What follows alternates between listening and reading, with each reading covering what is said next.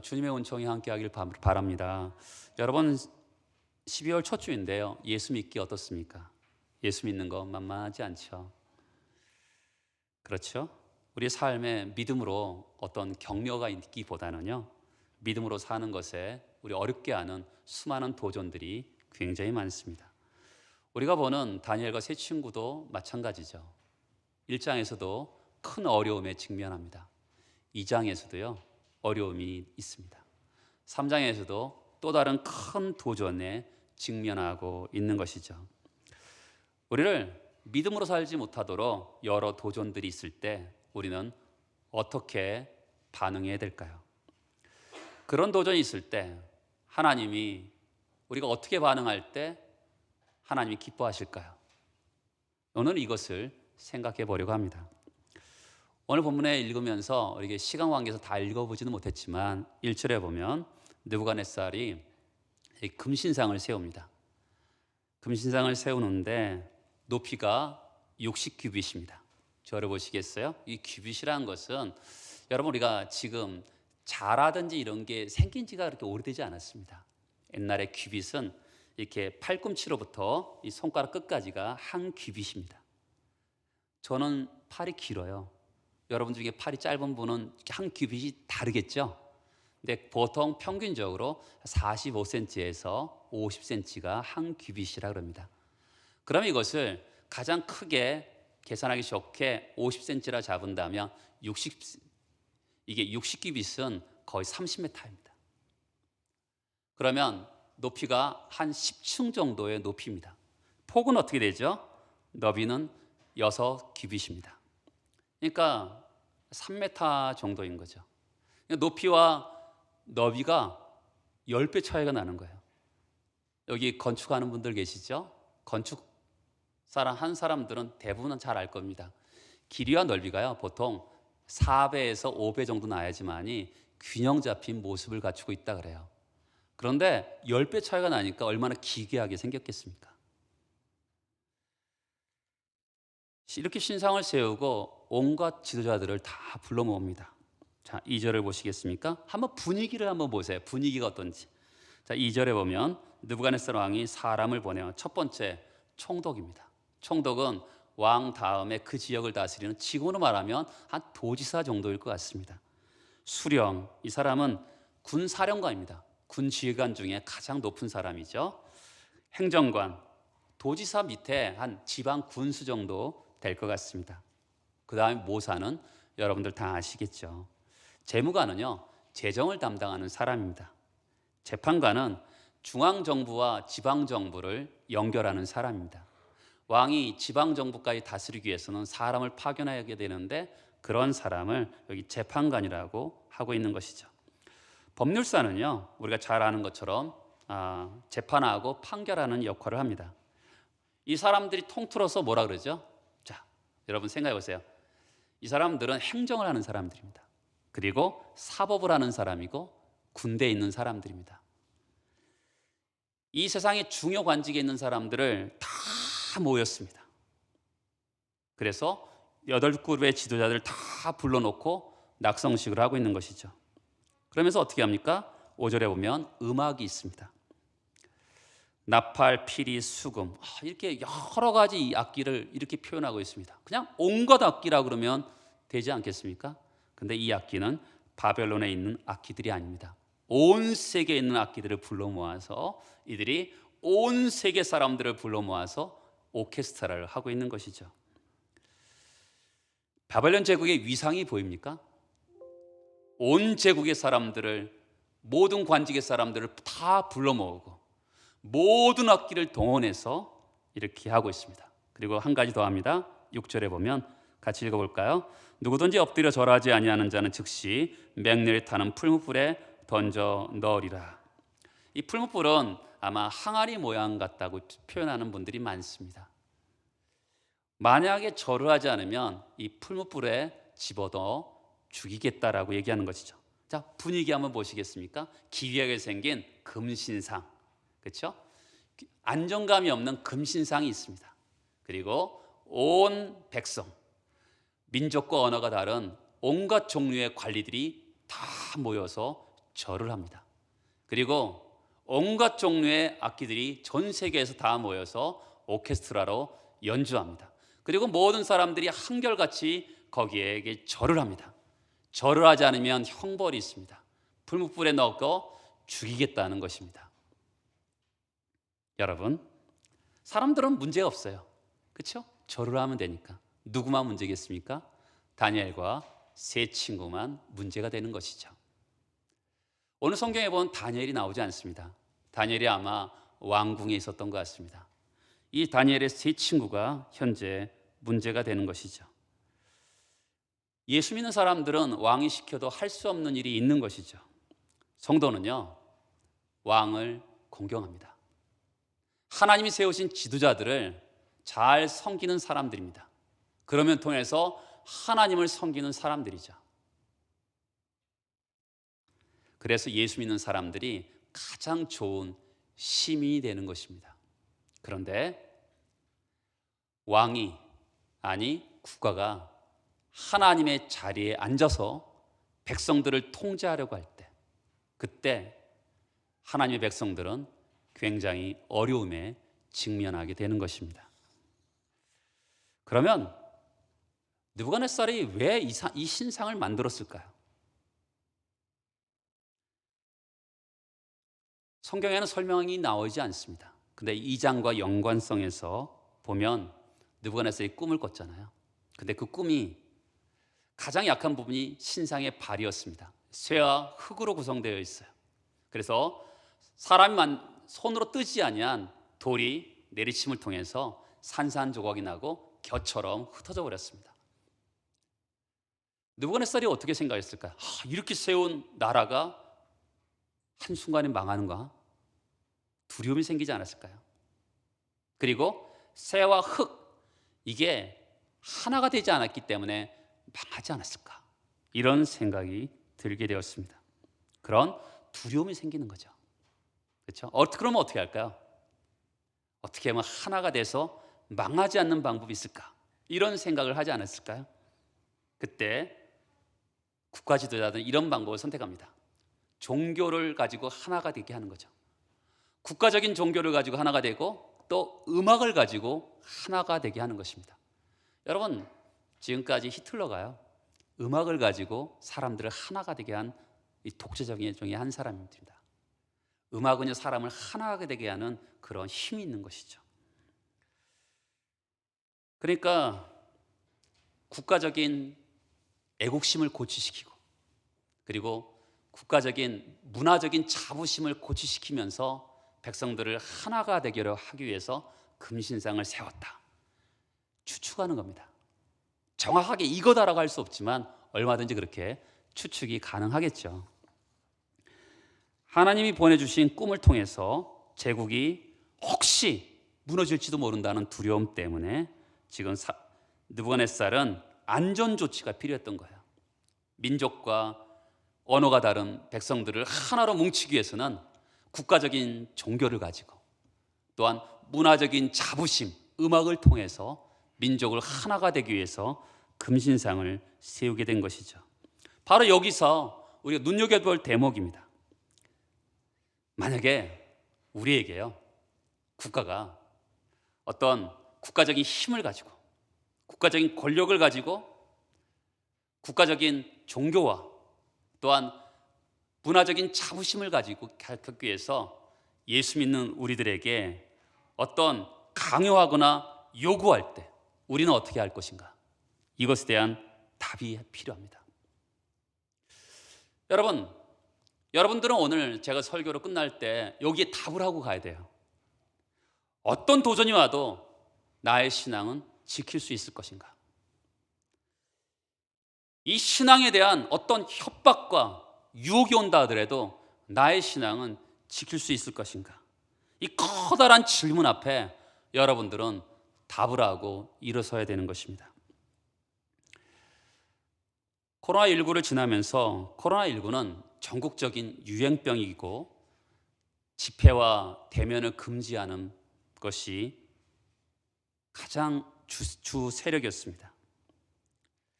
나라에서 교회 보고 전체적으로 모이면 안 된다. 10%, 20%, 이렇게 30%를 정하면서 예배를 드리게 했습니다. 코로나 바이러스로 인한 어려움이기 때문에 정부와 교회에서 미안하지만 예배를 잠시 좀 적게 드렸으면 좋겠습니다라고 요구할 때 우리는 시민의 한 사람으로서 참 기쁘게 반응하고 유튜브로도 예배드리고 우리가 국가에 대해서 협력을 했습니다. 그러나 제 마음에는 두려움이 있습니다. 우리가 이미 한 번 했기 때문에 어느 날 정부가 우리를 향해서 예배를 드리지 말라 할 때 정부가 말하는 말을 들어서는 안 되는 거예요. 한 사람으로서 국민의 도리를 100% 우리는 다 해야 되는 것은 사실이지만 때로는 정부가요, 국가의 힘을 가지고 양심에 어긋나는 것을 교회에게 요구할 때 그것을 따라서는 안 되는 것입니다. 여러분, 우리가 2차 세계대전을 경험했잖아요. 2차 세계대전 때 전체주의가 이 세계에 활발하게 움직였습니다. 전체주의라는 것은 뭐냐면 국가가 백성의 삶을 통제하는 겁니다. 그리고 백성들로 하여금 국가에게 충성과 복종을 요구하는 것이 전체주의입니다. 그것은 우리 2차 세계대전 때 독일이 그랬고요, 이태리가 그랬고 일본이 그랬습니다. 근데 그때 일본 교회도 굴복했습니다. 독일 교회도 굴복했습니다. 이태리 교회도 국가에 굴복했습니다. 국가주의 앞에 굴복한 거예요. 우리가 잘 아는 보네포 외에는, 극소수의 사람 외에는 다 국가주의에 굴복하고 말았습니다. 한국 교회는 상대적으로 이런 경험이 굉장히 적습니다. 그런데 정부가요, 하나님이 앉아있는 그 자리에, 국가가 하나님만이 합당하게 앉아있는 그 자리에서 우리로 하여금 어떤 요구를 할 때 우리는 절대로 따라서는 안 되는 거예요. 지금 제국의 황제가 이런 방식이죠.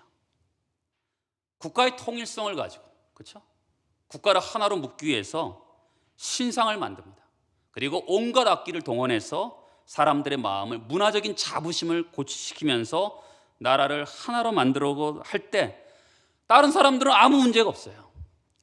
유대인들도 이 세상에서 이제 우리가 포로로 끌려왔으니까 이 나라 정부의 뜻을 따라야지 하고 절을 하는 사람은 아무 문제가 없습니다. 그런데 포로로 끌려왔지만 하나님의 백성으로서 나는 살아야 되겠다라고 결심하는 사람들에게는 이런 문제는 큰 도전과 어려움에 직면하게 되는 것이죠. 여러분, 우리는 나라를 사랑합니다. 기독교는요, 나라를 사랑하는 종교입니다. 그렇기 때문에 한 사람으로서 국가의 의무와 책임을 다 합니다. 그런데 나라가 하나님의 자리를 대신하는 것은 용납할 수가 없는 거예요. 우리가 그런 순간에 나라가 하나님의 자리를 차지하면서 우리에게 요구할 때 우리는 절대로 복종할 수가 없는 거죠.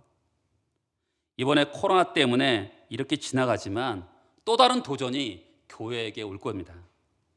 그때 하나님의 진리에 분명하게 서서 분별함을 가지고 어떻게 대가를 지불하며 살아가야 될 것인가, 우리는 분명하게 생각해야 되는 것이죠. 이럴 때 늘 같이 오는 게 있습니다. 정부가 절대 권력을 가지고 강한 힘을 가지고 교회와 성도의 양심을 어긋나게 할 때 반드시 같이 오는 게 뭐냐면 참소입니다. 참소. 8절을 같이 읽어보겠습니다. 그때 어떤 사람, 갈대아 사람들이 나와 유다 사람들을 참소하니라. 여러분, 독재자들이 좋아하는 게 뭔지 아십니까? 일사불란입니다. 그렇죠? 일사불란 때 하기 때문에 이 참소자들이, 아첨하는 사람들이 등장하게 되는 것입니다. 근데 이게 갈대아 사람이 누구입니까? 갈대아 술사들이죠. 2장에서요, 다니엘이 꿈을 해석해 줌을 통해서 살아남은 사람들입니다. 다니엘에게 은혜를 입은 사람들이에요. 이런 사람들이 다니엘과 세 친구를 죽이고자 참소하고 있는 것이죠. 혹시 여러분들이 사랑했던 사람들이 여러분들을 참소합니까? 예수님이 가시는 그 길을 가고 있다고 생각하면 됩니다. 다니엘과 세 친구들이 가는 그 길을 가고 있다고 생각하면 되는 것이죠. 참소는 보통 사랑하는 사람들이 하는 경우가 많습니다. 어떻게 참소합니까? 9절에 보면 왕이여 만수무강하옵소서, 왕에게 아첨합니다. 10절에 보면 왕이 내린 명령을 상기시킵니다. 금신상에게 절할 것입니다. 11절에 보면 형벌을 상기시킵니다. 절하지 않는 자는 맹렬히 타는 풀무불 가운데 던져 넣을 것이다. 그리고 12절에 보면 이렇게 참소하죠. 이에 유다 사람 사드락과 메삭과 아벳느고. 여러분, 유다 사람이 왜 들어갔을까요? 여러분, 왜 유다 사람이 들어갔을까요?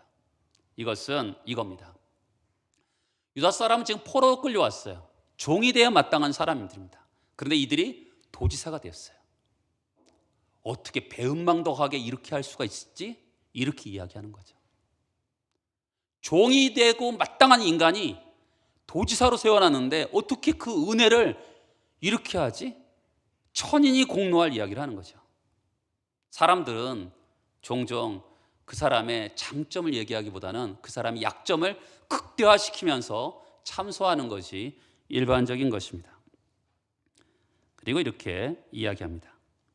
12절에 보면 왕의 이 사람들이 왕을 높이지 아니하며 왕의 신들을 섬기지 아니하며 왕이 세우신 금신상에게 절하지 아니합니다. 참소라는데 참 교묘합니다. 둘은 맞고요, 하나는 틀립니다. 뒤에 둘은 맞아요. 왕의 신들을 섬기지 않았죠. 그리고 왕이 세우신 금신상에게 절하지 않은 건 맞습니다. 그런데 왕을 높이지 않았다, 이 말은 틀린 거예요. 하나님을 믿는 사람들은 하나님이 세우신 사람들을 섬기면서 하나님을 섬기는 겁니다. 하나님이 세우신 사람들을 잘 섬기는 사람들이 바로 기독교인들인 것이죠. 왕을 무시하거나 아무렇게나 절대로 대하지 않았습니다. 그런데 이런 것을 끄집어서 참소하는 것이죠. 참소하자 느부갓네살 반응이 어떻습니까? 13절에 보면 느부갓네살 왕이 노하고 분합니다. 여러분, 절대 권력을 가진 자가 순종하지 않으니까 화를 내는 것은 당연한 것 아니겠습니까? 그리고 이렇게 합니다. 근데 느부갓네살이 역사적으로 가장 위대한 왕 중에 하나라는 거 여러분 기억하셔야 돼요. 굉장히 위대한 왕입니다. 근데 그러니까 어떻게 해요? 형벌을 줘야 되잖아요. 근데 한 번 더 기회를 줍니다. 15절에 보면 이제라도 너희가 준비하였다가, 뒤에 보면 너희가 만일 절하지 아니하면 즉시 너희를 맹렬히 타는 풀무불 가운데 던져 넣을 것이라는 것이죠. 자, 여러분, 저는 여러분들과 같이 지금까지 우리가 믿음으로 살 때 도전이 오는 세 가지를 이야기하고 있는 것이죠. 왕이 절대 권력을 가지고 명령을 내립니다. 풀불에 집어넣을 것이다. 생명까지 빼앗길 것이다. 협박하고 공갈로 우리를 위협하고 있습니다. 믿음으로 살면 때로는 우리가 협박과 공갈이 있을 때가 있습니다. 두 번째, 참소입니다. 우리 곁에 있는 정말로 사랑하는 사람이 우리를 참소할 때가 있습니다. 근데 여러분, 공갈과 협박보다 참소보다 세 번째가 더 위험합니다. 왜냐하면 공갈과 협박을 하면 난 믿음으로 하나님 한 분만 충성하리라. 참소하면 기도하면서 내가 버텨야지, 주님만 바라봐야지 하면서 살아갈 수 있는데 한 번 더 기회 주면 마음이 흔들리죠. 그냥 죽여버리면 되는데, 그래? 너 그렇게 까탈스럽게 살 필요가 있겠어? 사람들 다 그렇게 이렇게 다 절하는데 너만 왜 그러니? 내가 너 한 번 기회 줄게. 한번 절을 해. 이렇게 할 때 여러분, 이것만큼 큰 도전이 어디 있겠어요? 세상으로부터 다양한 도전이 있습니다. 여러분, 이때 어떻게 할까요? 양철북이라는 영화 아세요? 이 오스카라는 아이가 있는데, 이 아이가 이제 3살에서 멈춘 아이입니다. 나이가 있는데 3살에서 멈췄어요. 이 아이가 양철북을 좋아해요. 근데 아버지가 나치 군인들의 어떤 집회장에 갔어요. 그래서 아버지랑 그 밑에 이 강단 밑에 숨어 들어갑니다. 사람들이 군악대에 맞춰서 척척척척 가는데 얼마나 멋있겠어요. 근데 이 오스카라는 아이가 갑자기 흥이도 오면서 양철북을 치기 시작합니다. 어떻게 됐을까요? 사람들이 군무로 착착착착 가다가 갑자기 거기에 맞춰서 양철북이 또 소리가 나니까 이게 춤을 추게 된 거예요. 그러니까 왈츠를 추게 되는 거죠. 그러니까 군악대에 맞춰서 착착착착 가던 사람들이 갑자기 춤이 변하면서 왈츠로 변하는 그런 이야기가 나옵니다. 여러분, 예수 믿는 사람들은 어떨까요? 이 세상이 광기 어린 어떤 미쳐버린 세상 같은데 거기에서 우리가 하늘의 북소리를 내면요, 사람들이 따뜻해지고 행복해지는 것이죠. 지금 광기 어린, 정말 풀무불에 죽이겠다라고 하는 광기 어린 느부갓네살 이 분위기 속에서 이 다니엘과 세 친구는 굉장히 하나님의 영광이 드러나는 그런 반응을 하고 있어요. 그렇죠? 다른 소리를 내면서 사람들에게 다르게 반응하는 그런 모습을 보게 되는 것이죠. 자, 어떻게 반응하죠? 16절을 보겠습니다. 같이 한번 읽어볼까요? 사드락과 메삭과 아벳느고가 왕에게 대답하여 이르되 느부갓네살이여, 우리가 이 일에 대하여 왕에게 대답할 필요가 없습니다. 아주 단호하고 분명하죠. 우리 1장에 보면 뜻을 정했다, 마음을 정했다, 선을 넘지 않기로 정하였다라고 하는 것이죠. 왕이요, 저한테 한 번 더 기회를 줄 필요가 없습니다. 제가 절을 하지 않은 것은 실수했기 때문만이 아닙니다. 내가 정한 뜻이 있는 것입니다. 살아계신 하나님 앞에 충성을 맹세했기 때문에 성도로서 나는 할 수가 없는 것입니다. 여러분, 세상 사람들이 다 한다 그래도, 그렇죠? 광야에서 12명의 정탐꾼이 갔는데 10명의 정탐꾼은 우리는 메뚜기다 하고, 그러나 여호수아 갈렙은 우리의 밥이다라고 얘기합니다. 여러분, 다수가 분위기가 그렇게 이끌어가면 거기서 옳은 말 하려고 그러면 죽임을 당할 수가 있는 거예요. 그런데 성령에 충만했던 여호수아 갈렙은 그들이 도전하죠. 분위기를 바꿉니다. 야, 여러분, 가능하겠습니까? 우리 한 해를 보내고 새로운 해를 맞이하는 12월입니다. 1월 1일 날 여러분, 텔레비전에 일반적으로 나오는 이야기가 있죠. 해돋이 할 때 아나운서가 마이크를 이렇게 사람들에게 던집니다. 새해 소원이 무엇입니까? 그런 사람들은 다 똑같아요. 건강하면 좋겠고요, 우리 자녀들 잘 자랐으면 좋겠고, 가정에 어려움이 없었으면 좋겠습니다. 다 똑같아요. 여러분도 그렇게 똑같은 이야기를 하시겠습니까? 질문입니다. 2023년도가 우리가 도래하고 있는데 그냥 세상 사람처럼 그냥 건강하면 좋고요, 애들 잘 자랐으면 좋겠고, 그냥 집안에 아무 어려움 없었으면 좋겠습니다. 그 세상 사람들과 똑같이 대답하시겠습니까? 아니면 하나님 앞에서 뜻을 정하고 나는 여기서 선을 넘을 수 없습니다 라는 그런 하나님 앞에 뜻을 정하고 새로운 해를 맞이할 준비를 하고 있습니까? 여러분, 우리가 뜻을 정하고 하나님 앞에 충성을 다하리라 하면서 새해를 다짐하는 지금 이 순간이 되었으면 합니다. 어떻게 이럴 수가 있을까요? 그것은 이들은 최고의 절대 가치인 하나님 말씀을 붙들었기 때문에 그렇습니다. 이들이 이성의 힘도 아니에요. 하나님 말씀이, 힘이 그들을 이렇게 이끌어가게 된 것이죠. 10계명의 제1계명이 뭡니까? 하나님 외에는 다른 신에게 절하지 말라고 하잖아요. 그 말씀에 순종하는 것이요. 여러분, 지금 이 시기에는 절대 가치가 무너졌어요. 그렇죠?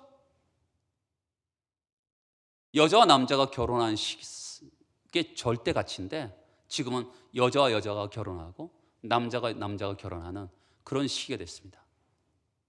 한 남자와 한 여자가 평생을 살아가야 되는 것이 절대 가치인데 그것이 아니라 한 남자가 평생 여러 여자를 거닐면서 살아가는 것이 지금의 그 상대 가치가 사람들이 다 그렇게 생각하고 있는 부분이 점점 많아지고 있는 이 시기입니다. 절대 가치가 무너져 있는 이 시기에 여러분들은 어떤 절대 가치를 가지고 있습니까? 하나님의 말씀 가운데 속에서 그 말씀이 여러분들의 마음을 움직이는 힘이 되고 있는 것입니까?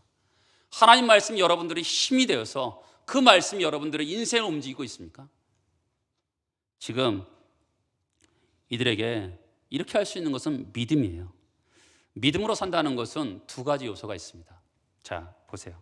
17절에 보면 왕의 우리가 섬기는 하나님이 계시다면 우리를 맹렬히 타는 풀무 가운데서 능히 건져내시겠고 왕의 손에서도 건져내시리이다.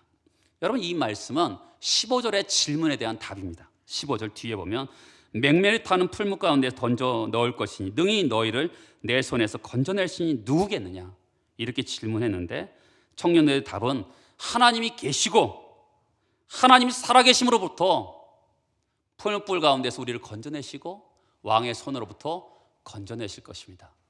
하나님의 능력을 신뢰하는 것이죠. 지금요, 협박과 공갈을 해요. 한 번 더 기회를 주면서 유혹을 합니다. 거기에 대해서 굴복하지 않는 이유가 뭐예요? 그것은 하나님의 능력을 신뢰하기 때문에 굴복하지 않는 것입니다. 하나님께서 풀무불 가운데서 왕의 손으로부터 나를 건져주실 것을 믿는 거죠. 여러분, 우리는 이 예배당에서 종종 이렇게 생각합니다. 목사님, 저는 이 예배당에서 말씀을 들으면서 내 상한 감정을 치유받았어요. 목사님, 내 영혼을 하나님께서 살려주셨어요. 내 영혼을 좋은 생각을 나에게 주셨어요. 이렇게 하는 것에 동의를 하는 것을 제가 느낍니다. 그런데 이 세상은 어떻습니까? 적자생존입니다. 그렇죠? 양육강식이 판을 치는 세상 가운데 속에서 삶의 현장에서 많은 사람들이 살아남기 위해서 윗사람에게 아첨하는 것이 결국 잘 되는 것이라고 생각하는 이런 세상 가운데 속에서 마음을 정하고 뜻을 정하고 오로지 하나님 한 분에게만 충성하겠다고 생각하는 사람, 신앙적인 영역, 내면의 세계, 또한 교회 안에서만이 아니라 실제적으로 양육강식이 있고 적자생존이 있는 이 세상 가운데 속에서 구체적으로 실질적으로 정말 하나님이 능력의 하나님을 믿으면서 그 하나님께 나를 건져주실 거라고 믿냐는 거죠.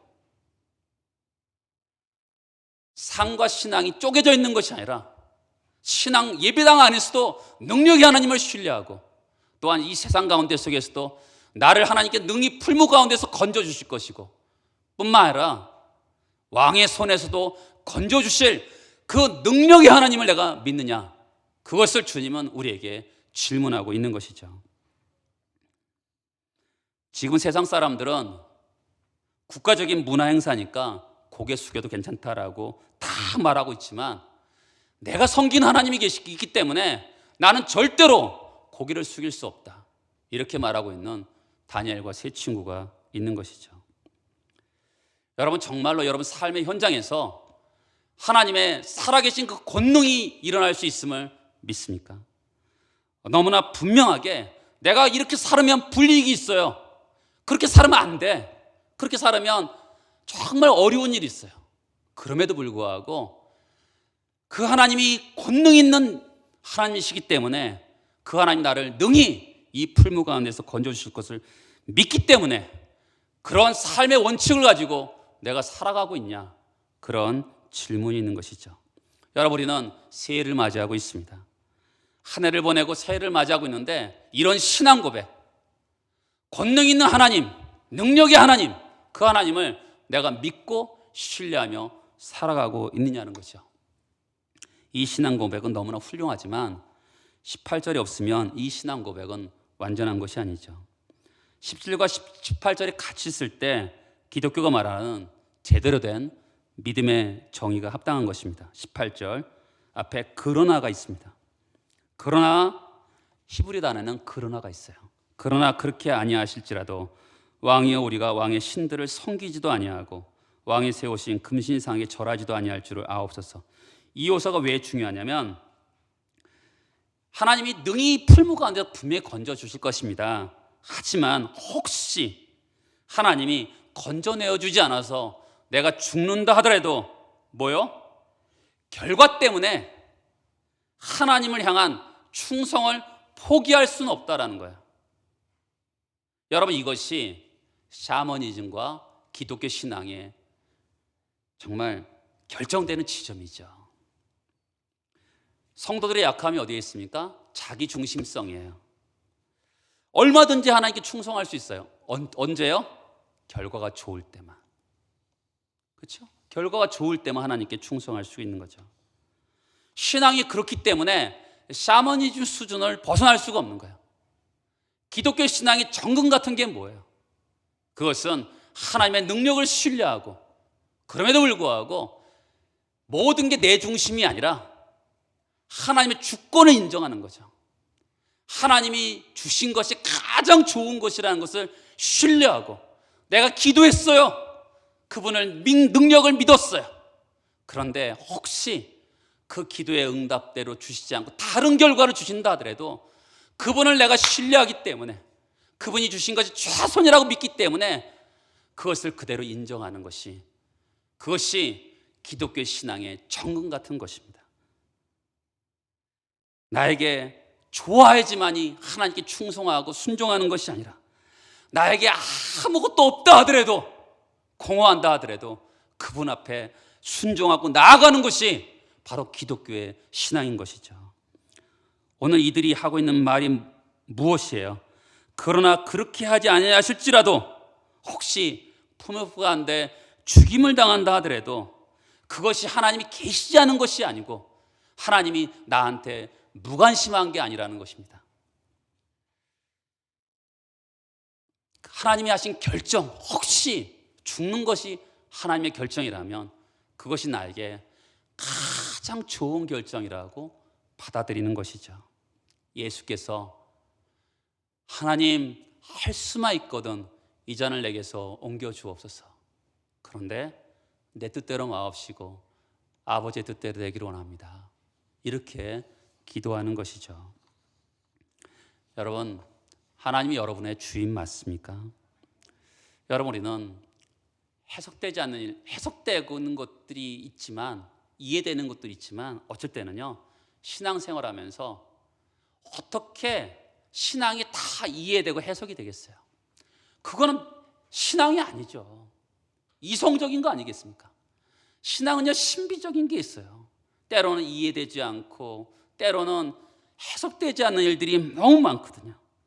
그런데 하나님이 선택하셨다 그러면 그것을 받아들일 수 있는 순종하는 믿음이 중요한 요소인 거죠.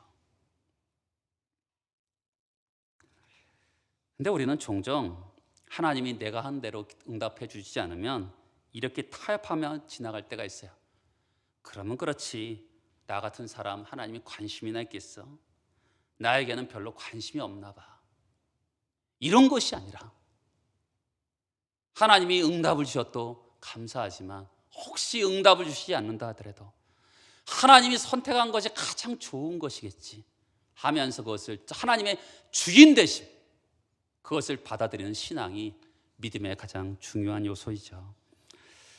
우리는 하나님이 반드시 도와주실 것을 견고한 신뢰가 필요합니다.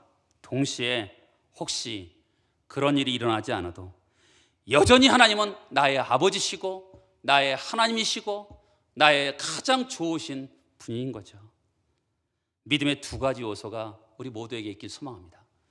하나님의 전능하심을 믿고, 그러나 그렇지 아니하실지라도 그분을 신뢰하며 나가는 믿음의 두 가지 요소, 이렇게 살아가기를 소망합니다. 하나님 앞에서 반드시 주실 것을 믿고 기도해야죠. 그렇죠? 그러나 하나님 다른 응답을 주실 때 이해할 수 없지만 그분의 주권을 인정하면서 순종하는 바른 믿음을 가지고 새로운 해를 살아가기를 소망합니다. 다음 주에 보겠지만 1장에도 그렇고 2장에도 그렇고 3장에서도 그렇지만 믿음으로 살면 망한다는 이 세상 가운데 속에서 이 다니엘과 세 친구가 믿음으로 살았더니 어떻게 돼요? 세상 사람들을 복을 주게 됩니다. 믿음으로 살아서 세상을 섬기고 축복할 줄 알고 믿음으로 신실하게 살아가는 여러분 되시기를 예수 그리스도 이름으로 축복합니다. 기도하시겠습니다.